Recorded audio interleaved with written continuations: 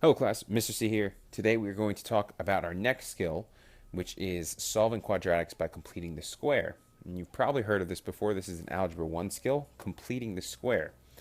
Now, if you remember our last skill we talked about, we were setting an equation equal to 0, right? I have x squared plus 3x plus 2 equals 0. And then my goal is, of course, to find out how that can factor into two pairs, right? So since I have x squared here, I would just have to find out what two numbers multiply to this and add up to this, right? And those numbers would be 2 and 1, right? 2 plus 1 is 3, 2 times 1 is 2. So we would factor this out. This would become x plus 2 times x plus 1 to equal 0, right? Well, what happens if we can't do that? And here's a great example here. X squared plus 14x minus 1 equals 0. Well, that's saying what two numbers multiply to -1 and add up to 14. Well, of course, the only two numbers that multiply to -1 are -1 and +1, and that will never add up to positive 14. So we got a problem here, and we can actually solve that problem using our next skill, which is solving quadratics by completing the square. Okay, what we mean by that is we just want to turn these equations into the perfect square trinomial form. Right, a squared plus 2ab plus b squared equals, of course, a plus b squared. If you don't remember that, let's show just an example. If I have x squared plus 10x plus 25, that should factor, because this is a perfect square. First term is a perfect square. Third term is a perfect square. If I square root both of them, I get x and I get 5, right? If I multiply 5 times x and double it, do I get the middle term? Yes, I do, right? So I can factor this out as x plus 5 squared. Now, so what we're going to do today is we're going to try to manipulate those equations and turn them into perfect squares. Okay, so here's a great example. Let's start with this one here. We have x squared plus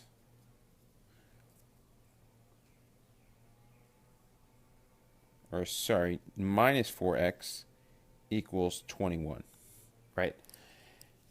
Now, what I want to do is I want to solve this quadratic equation by completing the square.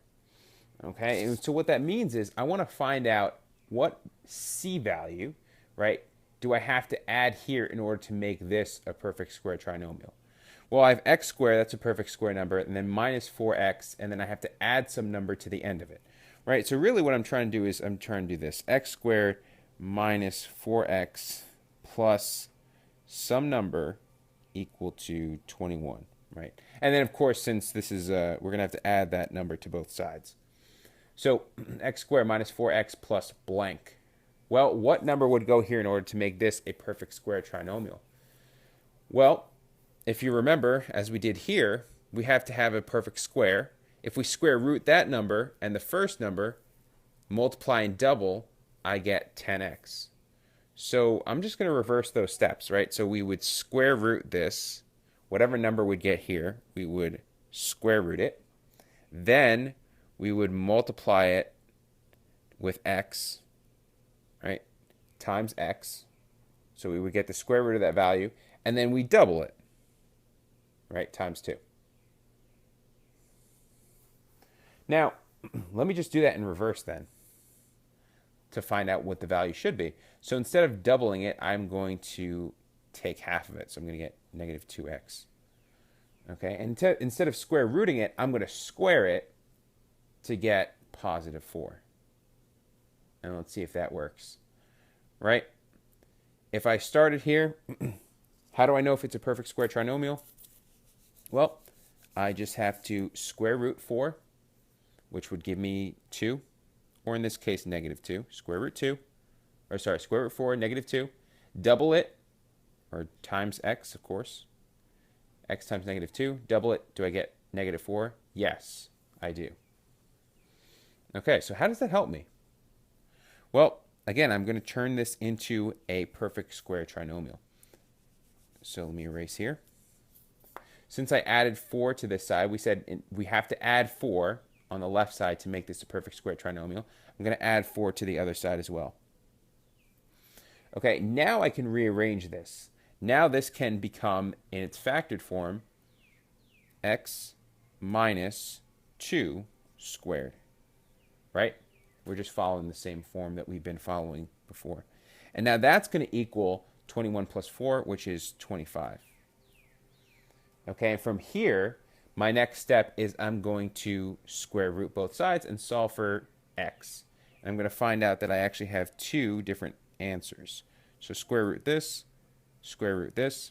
So if I square root that whole quantity, the square and the square root just cancel out. So I'm left with x minus 2. And then on the right side, since we're taking the square root of 25, we're going to get positive negative 5, which means our answers are either x minus 2 equals 5 or x minus 2 equals negative 5, right? And that means that x is going to equal 7 or x equals negative 3. Those are my two possible answers. You know what you might be thinking? You might be saying to yourself, wait, aren't you contradicting yourself? Because really, you said in the last skill, right, with solving quadratics by factoring, you said if I have this, right, x squared plus 3x plus 2 equals, I don't know, 7. You told me that I have to change this, I have to set this equal to 0. Right? I can't do x squared plus 3x plus 2 equals 7. I have to subtract 7 from both sides, and I have to get this value as my answer. Why is it that I can solve when I have, in the last example, x minus 2 squared equals 25, right? That seems like a contradiction.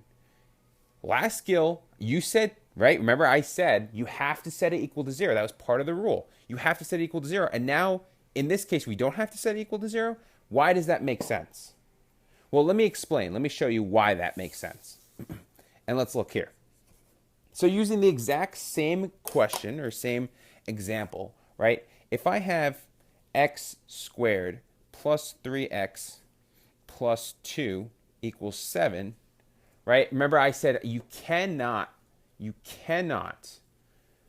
solve this by, factoring this out. So this would be x plus 2 times x plus 1 equals 7, right? And I said it. I said you cannot do that. You have to set it equal to 0 first. Well, why is that? Why is that the case? Well, because what we're saying is we're going to set this box 1 times box 2 equal to 7. Now, we don't know what those boxes are because those boxes can be any numbers. It could be 1 and it can be 7. It can be, I don't know, 3 over 2 and 3.5 over 2, right? Something crazy like that. There could be an infinite amount of numbers that equal to 7. It doesn't just have to be 1 and 7. So we say we need to set it equal to 0 first because we know that at least one of the terms is going to equal 0. So why does this work for our current skill? Well, again, if I go here and I write back x minus 2 squared equals 25, just like we were doing before, right? What is that saying? That's saying that this number squared equals 25, right? Some number squared. And even if I did this, just to show you an example, right, of what we're saying here, is this entire entity. So let me put a little sticky note here, right? And I just put this as a question mark, right? Question mark squared equals 25. Well, there can only be one number multiplied by itself to equal 25. And that has to be positive or negative 5. Right? So that's why in this case, we don't have to set it equal to 0. It's not that we're contradicting ourselves. It's just that it's a different method. And we're also doing a different operation. We're not just doing multiplication because these two numbers can be anything, literally an infinite amount of possible answers. This could be 1, this could be 7, this could be like 5 over 7, and this can be 49 over 5. It could be so many different combinations. But if I set this equal to some number squared, right, and I just put a question mark as an example, there's only one number squared that equals 25. It has to be positive and negative 5. So whatever's inside the square root, and in this case is x minus 2, right, which unfortunately just peeled off, it has to be equal to positive or negative 5. So that's why we use this skill, and that's why it works in this case. Okay, let's look at another example. So let's go back to the example I showed before, right? X squared plus 14x minus 1 equals 0. And we said we can't factor this out. We're stuck. We have to use completing the square. And this is what we're going to do. So follow these steps. Number 1, we are going to set x squared plus 14x alone. So we're going to, and a lot of times it's written as this, x squared plus bx equal to some number, and we call it d. Okay, so I'm going to set this equal to x squared plus 14x equals 1.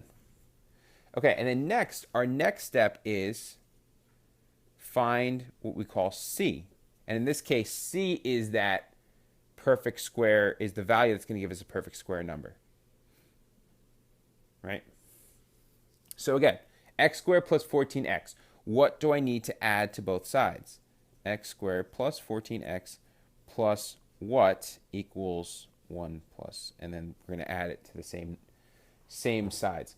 So again, just like we did before, when we're solving for this, in order to find the middle term, we have to square root the third term, multiply it by x, and then double it to get 14. So I'm going to do the opposite steps. So 14 divided by 2 instead is going to give me 7x.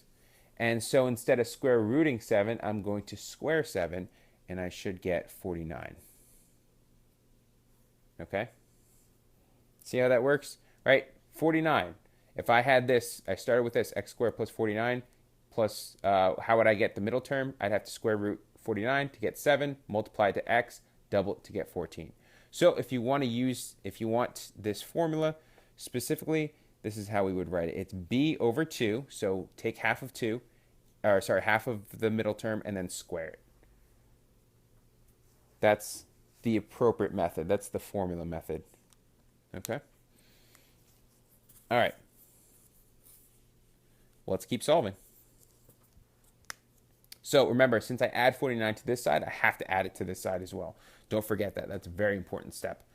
So x squared plus 49, plus 14x plus 49. So we said that we can rearrange that to x plus 7 squared equals, in this case, 50. Okay? And again, our next step is we are going to undo that square. So let's undo it here. Square root both sides. And since 50 doesn't have a perfect square, we're just going to be left with x plus 7. Sorry for the mess. X plus 7 equals the square root of 50. We could just leave it like that. We don't have to change that. Okay? But don't forget, it's positive or negative square root of 50, right? Because there's two possible answers. So finally, my answer will be x plus 7 equals square root of 50, or x plus 7 equals square root of negative 50. Another way I've seen it as well is you can just write it like this. X equals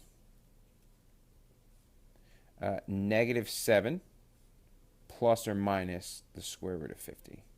And those are the correct answers. So those are two different solutions. That's saying x equals negative 7 plus square root of 50, or x equals negative 7 plus or minus the square root of 50. Okay? All right, let's do this example here. X squared plus 5x minus 5 equals negative 15. All right, so same steps. We're going to write it as x squared plus bx equals some number. So let's set this, let's move this over to the right. Let's add 5 to both sides. We're left with x squared plus 5x equals negative 10. Okay, next step is we need to find the value that will make this a perfect square trinomial. So x squared plus 5x plus what equals -10, and then we have to add whatever we find as our c value to both sides. Now this one's a little trickier. Same exact steps, right? So I would have to, instead of, if I started from this value, I would square root it, multiply it by x, and then double it. So if I'm working backwards, instead I'm going to take my b value, right, just like we have here, and divide it by 2. So divided by 2. That should give me 5 over 2. Okay, it's not even. And then we have to square it. So square it. And so my answer becomes 5 over 2 squared. Interesting. That is an interesting value. It's correct, though. It's the way that we would solve this question. Because, again, we can't actually use it. We can't solve it by factoring. It wouldn't work. So we have to write this out as 25 over 4. And we're going to add that to both sides. 25 over 4. Okay? So, again, a little messy, but it's the same exact steps. And this is going to come out correct. All right? So our value, or the b value in this case, is going to be 5 over 2. Okay? So we can now rewrite this as a perfect square. I have x plus 5 over 2 squared equals -10 plus 25 over 4. Well, we can just use our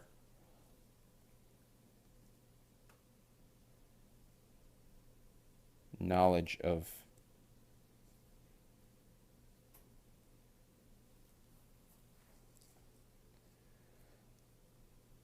common denominators.